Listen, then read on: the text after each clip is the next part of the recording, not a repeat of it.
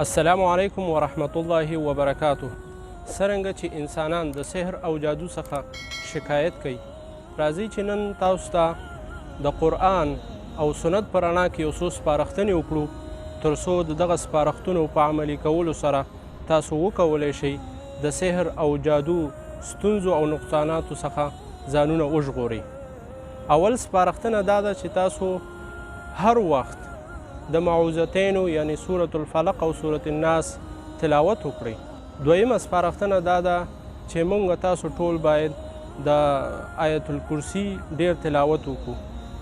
او دریمه سپارښتنه دا ده چې موږ دغه دعا لا اله الا الله وحده لا شریک له له الملک وله الحمد وهو على كل شيء قدیر سحر او ماښام باید موږ دغه دعا ووایو. څلورمه سپارښتنه دا ده چې موږ د سورة البقرې آخري دوه آیاتونه ډیر تلاوت کړو.